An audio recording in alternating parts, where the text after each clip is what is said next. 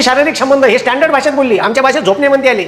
आणि तू किती जणांसोबत का केलं हे सगळे कान माहीत आहे. तुम्हाला खोटं असन तिचे नाव टाका, कंगना राणावत बोल्ड पीक. हा डुप्लिकेट डिग्र्यावाले तर पंतप्रधान आहे इथं बसून, घंट्या समजत नाही त्याले. इंग्लिश धडाचं बोलताना ही दाता काढते, कोणाच्या जाऊन असा पप्पी घेते. तू खासदार झाली म्हणून शायनी नको बनू. या कणपटात बसली, तुले कमी झाली का? ते 5ही बोटं उमटले होते त्या उरावर. हा काहून तुले पोरी बारी नाही का तुझ्याकडून होत नाही? पोरी बोलायला लावते, मग कराया मास्तर बोल. तू अश्लीलता पाय पहिले. तुला पिक्चर मध्ये का केलं आणि पिक्चरच्या व्यतिरिक्तही का केलं? लोकायला नको शिकू का तुनं का केलं. पहिले आपली धुवाची, मग दुसऱ्याला धुवाची जायची. आपली खरकटी ठेवायची, दुसऱ्याला धुवायला चालली. आणि तू अय्याशी सांगून राहिला तर तुला सख्या मावस बहिणीसोबत लग्न केलं यानं. आणि ह्या का लोकायला अय्याशी सांगते? जे छक्के आहे यायला मी छक्के म्हणतो. नमस्कार बे पोट्यो. खतरनाक आंदोलन झालं. भारताच्या इतिहासात सुवर्ण अक्षरानं लिहिल्या जाईल असं आंदोलन झालं. पण 20 जुलै हा दिवस या देशाच्या इतिहासातला काळा दिवस म्हणून ओळखला जाईल. या हिटलरशाहीच्या, नरेंद्र मोदीच्या, अमित शहाच्या सरकारनं आणि या RSSच्या सरकारनं या देशातल्या पोरायले कशा पद्धतीनं अमानुषपणे मारलं त्याचा इतिहास हा काळ्या अक्षरात लिहिला. पण तिथं एक क्रांतीची ज्योत, या देशातली जवान पिढी आपल्या छातीवर छर्याच्या गोळ्या, पोलिसांना मिळालेला लाठीचार्ज भगतसिंगासारखी झलत होती. पण काही छिचोरे जे छक्के आहे यायले मी छक्के म्हणतो. आणि हे म्हणून मी हेडिंग दिलं RSS आतंकवादी संघटना आहे का. याच्या अगोदर व्हिडिओ घेतले. RSS बलात्कारीचं नाव आतंकवादी आहे RSS सोबत, ठीक आहे. आतंकवाद्याचं नाव RSS सोबत. आणि आता हे चोट्टे, ठीक आहे, म्हणजे स्टेटमेंट बी तसेच करून राहिले. आता ह्या, ठीक आहे, TG मोहनदास ह्या RSSचा कार्यवाहक मोठा नेता आहे. आणि ह्या म्हणते का मी जर गृहमंत्री असतो तर मी डायरेक्ट पोट्याले बेछूट गोळीबार करायचे आदेश दिले असते. साल्या तुझ्या बापाची खेती वय रे.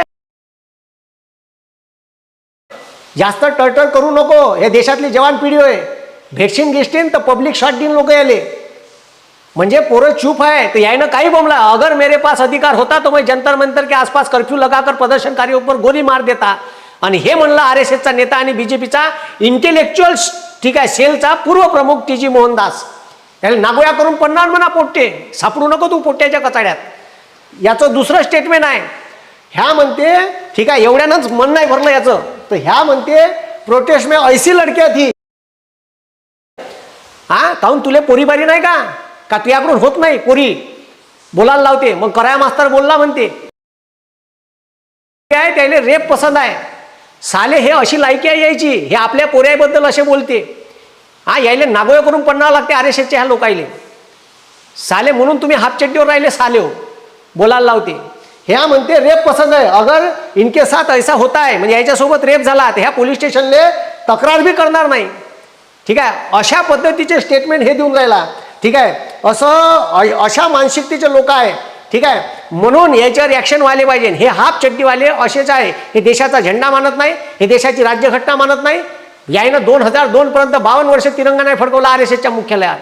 बरं याचे नेते तसेच आहे. आता याच्यातला हे दुसरा पहा, ठीक आहे, हे नवीन आली, इले भेंड नाही कळत. आता त्याच्यापेक्षा शब्द आहे. आता इथं शब्द ते बोलत नाही. हा हे सांगत आहे. हे म्हणते का जेंजीमधील हिंदू मुली ड्रग्ज घेणे, दारू पिणे आणि येणे, अनेक व्यक्तीशी शारीरिक संबंध ठेवणे याला स्वातंत्र्य समजून त्याचे प्रदर्शन करतात. अहो तूही पाहि ना किती धुतल्या तांदूळाचे तू, आणि तुनं किती धुनाची धुतली. तर हा बोलायला नको लावू. आमच्या भाषेत, गावरानी भाषेत बी शब्द आले. ठीक आहे, तू ज्या पद्धतीनं बोलून राहिली, व्यक्तीशी शारीरिक संबंध हे स्टँडर्ड भाषेत बोलली, आमच्या भाषेत झोपणे म्हणते आले. आणि तू किती जणांसोबत का केलं हे सगळे कान माहीत आहे. तुम्हाला खोटं असन तिचे नाव टाका, कंगना राणावत बोल्ड पीक गुगलवर. पुरे हिचे, ठीक आहे, पुरे बिकिनीवरचे फोटो येते. का नंगा नाच आहे, डॅन्स बीन, व्हिडिओ बीन, बिकिनीवर नाचलेली आहे. आणि हे लोकायले अश्लीलता सांगून राहिली. ठीक आहे, हे म्हणून राहिली का तिथे येणाऱ्या पोरी अश्लीलता प्रदर्शित करत आहे. तू अश्लीलता पाय पहिले. तुला पिक्चरमध्ये का केलं आणि पिक्चरच्या व्यतिरिक्तही का केलं? लोकायला नको शिकू का तुनं का केलं. पहिले आपली धुवाची, मग दुसऱ्याला धुवाची जायची. आपली खरकटी ठेवायची, दुसऱ्याला धुवायला चालली. पाणी संपण टंबरे टाटलं. हा हे पोरगी, ठीक आहे, हे बा पोलीसवाल्यानं नड्डी पिचकली. हा हे अश्लीलतेचं प्रदर्शन होय का चोट्टे. हा हे पोरगी पा, ठीक आहे, 4 पोराले मार्ग नाही लागला पाहिजे म्हणून पोलिसाचा दंडा स्वतः घेऊन राहिली. हे अश्लीलता प्रदर्शित करून राहिली का? हा चादलले. तू खासदार झाली म्हणून शायनी नको बनू. या कणपटात बसली तुले कमी झाली का ते पाचही बोट. हा हे पुरं मार खाऊन राहिले. हे अश्लीलतेचं प्रदर्शन करत आहे. आणि हे अश्लीलता बीजेपीनं शिकवली पोरायले. ठीक आहे. एका पोरीनं नरेंद्र मोदीले ठीक आहे घाणेरड्या भाषेत आंदोलनात शिवा दिल्या. मग तुम्हीच शिकवली ना. तुम्ही संसदेत 50 लाख की गर्लफ्रेंड म्हणता. तुम्हाला लाज वाटते का? हा कोणाच्या आया बहिणीसोबत कसं बोललं पाहिजे.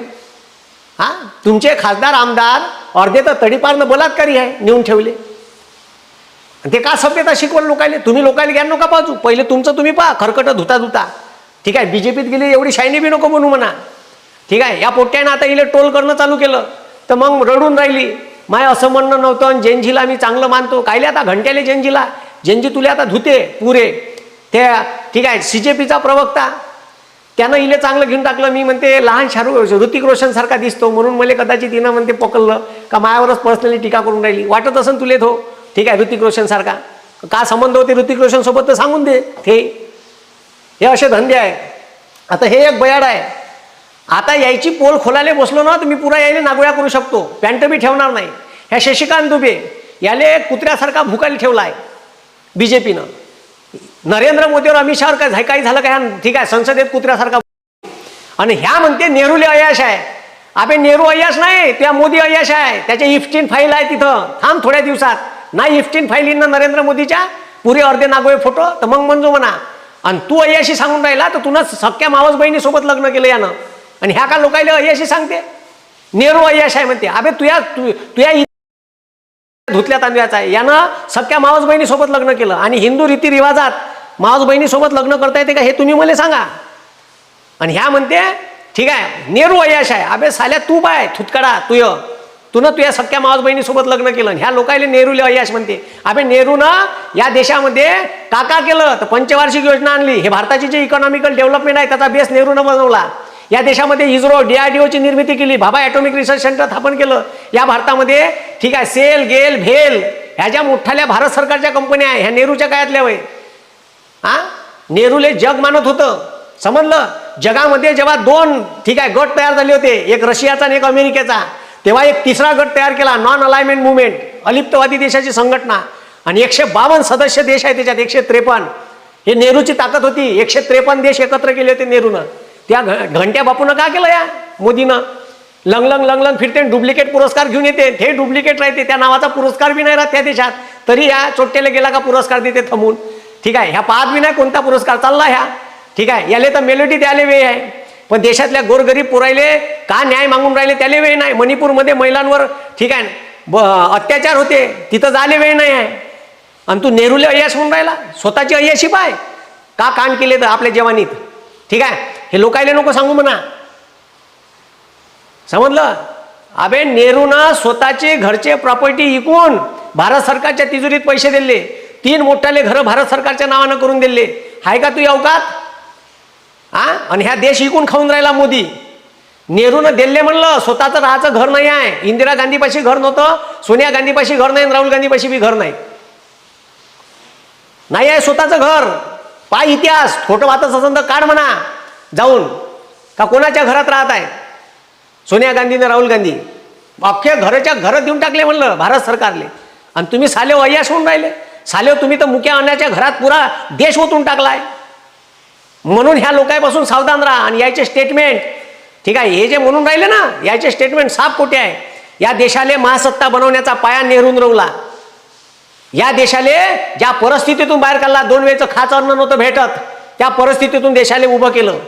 आणि तुम्हाला रेडीमेड देश होता तो पुरा फुक्कम फाक करून टाकला तुम्ही. ठीक आहे. देशाले एकाही जागतिक निर्देशांकात तुम्ही उभं नाही ठेवलं. पार धिंगाणा आहे देशात. देशाच्या डेमोक्रेसीत धिंगाणा. देशाची बाहेर देशात थुतू होऊन राहिली.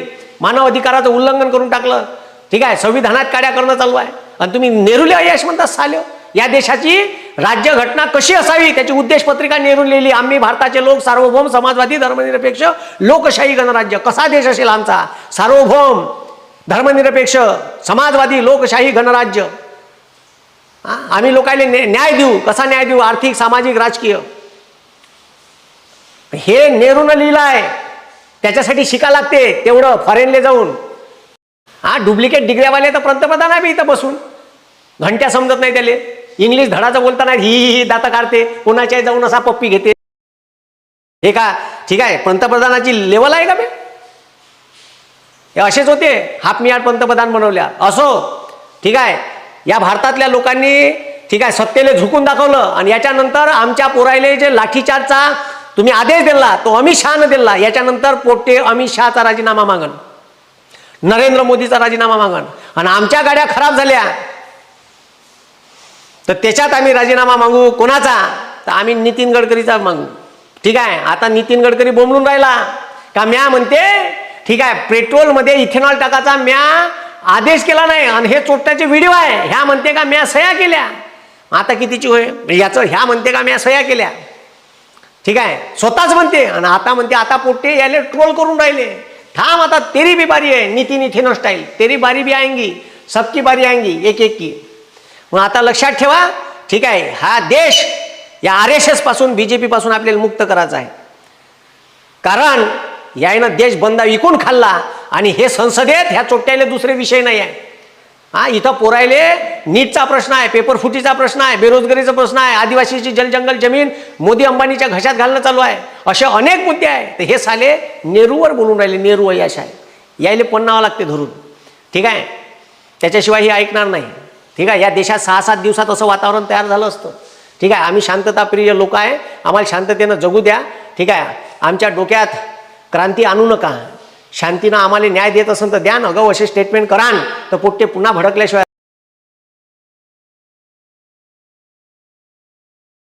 सध्या सोशल मीडियावर एका नव्या वादाची जोरदार चर्चा सुरू आहे. शिक्षण क्षेत्रातील वक्ते नितेश कराळे यांनी अभिनेत्री आणि खासदार कंगना राणावत यांच्या काही भूमिकांवर आणि वक्तव्यावर टीका केल्याची चर्चा रंगली आहे.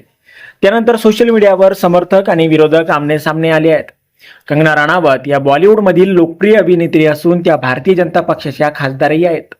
चित्रपटा इतक्याच त्या त्यांच्या स्पष्ट आणि अनेकदा वादग्रस्त वक्तव्यांसाठी ओळखल्या जातात. अनेक राष्ट्रीय, सामाजिक आणि राजकीय विषयांवर त्या उघडपणे आपलं मत मांडतात, त्यामुळे त्यांची विधाने अनेकदा चर्चेचा विषय ठरतात. दुसरीकडे नितेश कराळे हे त्यांच्या स्पष्ट भाषण शैलीमुळे आणि सामाजिक विषयांवरील मतांमुळे हे चर्चेत असतात.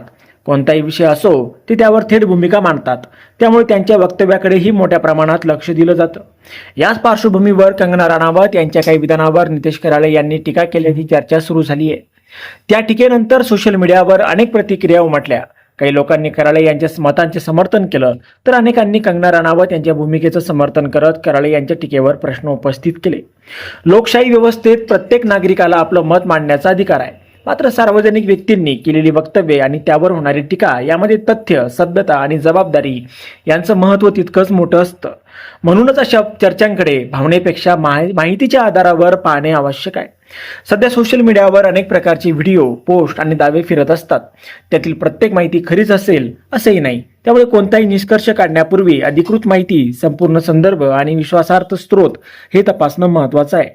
दरम्यान या प्रकरणामुळे सोशल मीडिया पुन्हा एकदा 2 गटांमध्ये विभागला गेला आहे. एका बाजूला नितेश कराळे यांच्या वक्तव्यांचं समर्थन करणारे आहेत, तर दुसऱ्या बाजूला कंगना राणावत यांच्या भूमिकेचं समर्थन करणारे आहेत. अशा वादांमुळे सार्वजनिक चर्चेला चालना मिळते, पण त्याचबरोबर अफवा आणि चुकीची माहितीही वेगाने पसरू शकते. या संपूर्ण प्रकरणात संबंधित दोन्ही बाजूंची अधिकृत भूमिका काय आहे आणि पुढे या वादावर आणखी प्रतिक्रिया काय येतात हे पाहणं अगदी महत्त्वाचं ठरणार आहे. आता या विषयावर तुमचं मत काय? सार्वजनिक व्यक्तींवर टीका करताना कोणत्या मर्यादा पाळल्या पाहिजेत? मतभेद व्यक्त करताना भाषेचा संयम किती महत्त्वाचा आहे? तुमचे विचार आम्हाला कमेंटमध्ये नक्की सांगा. जर तुम्हाला अशाच राजकीय, सामाजिक आणि चालू घडामोडींवर सविस्तर विश्लेषणाचे व्हिडिओ आवडत असतील तर व्हिडिओला लाईक करा, चॅनलला सबस्क्राईब करा आणि बेल आयकॉन दाबायला विसरू नका. धन्यवाद.